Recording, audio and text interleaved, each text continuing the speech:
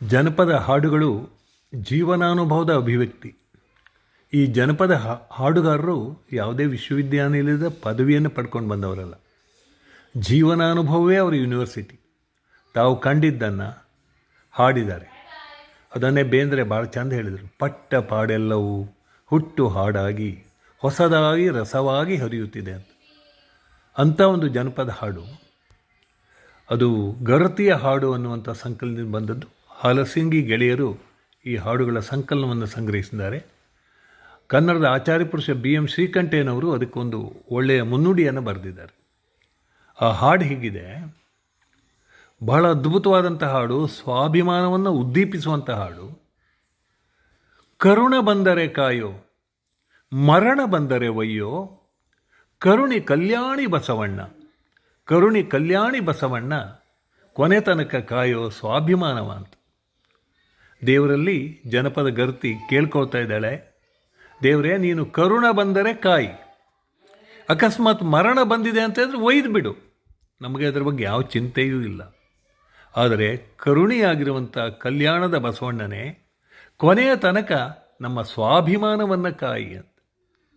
ಎಷ್ಟು ಅದ್ಭುತವಾದಂಥ ಹಾಡು. ಕರುಣ ಬಂದರೆ ಕಾಯಿ, ಮರಣ ಬಂದರೆ ಒಯ್, ಕರುಣಿ ಕಲ್ಯಾಣಿ ಬಸವಣ್ಣ, ಕೊನೆ ತನಕ ಕಾಯಿ ಸ್ವಾಭಿಮಾನ. ಜೀವ ಬಿದ್ದು ಹೋಗುವಾಗ ಅಥವಾ ಜೀವ ಹಾರು ಹೋಗುವಾಗಲೂ ಸ್ವಾಭಿಮಾನಿಯಾಗಿರಬೇಕು. ನಿಸ್ಸಾರಮ್ಮದರು ತಮ್ಮ ಕವಿತೆಯಲ್ಲಿ ಇಂಥದ್ದೇ ಒಂದು ಸಾಲನ್ನು ಬರೀತಾರೆ ಅವರ ನಿತ್ಯೋತ್ಸವದಲ್ಲಿ. ಸ್ವಾಭಿಮಾನದ ಸಸಿಯನು ಎದೆಯ ನೆಲದಲ್ಲಿ ನೆಡು, ಹೆರರಿಗಾಳಾಗಿಸುತ್ತ ಬೇಡಿಸದಿರು, ಕೊಡು ಸಿಂಹ ಪರಾಕ್ರಮ ವೈನತೆಯ ಶಕ್ತಿ ಅಂತ.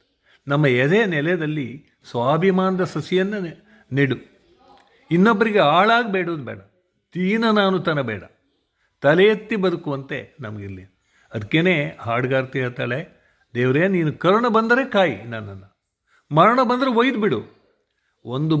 ಒಂದು ಹುಟ್ಟು ಇನ್ನೊಂದು ಸಾವು, ಇದೆರಡೇ ಒಂದು ಬಿಂದುವಿನಿಂದ ಇನ್ನೊಂದು ಬಿಂದುವಿಗೆ ಅದು ಮುಗೀತದೆ. ಆದರೆ ಕೊನೆಯವರೆಗೆ ನಾವು ಉಳಿಸ್ಕೊಂಡು ಹೋಗಬೇಕಾದಂಥ ಸ್ವಾಭಿಮಾನ. ಅದಕ್ಕೆ ಅವಳು ಹೇಳ್ತಾಳೆ, ಕರುಣಿ ಕಲ್ಯಾಣಿ ಬಸವಣ್ಣ, ಕೊನೆ ತನಕ ಕಾಯೋ ಸ್ವಾಭಿಮಾನವ.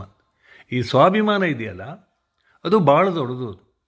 ಅದಕ್ಕೆ ಬೆಲೆ ಕಟ್ಟಲಿಕ್ಕಾಗೋದಿಲ್ಲ.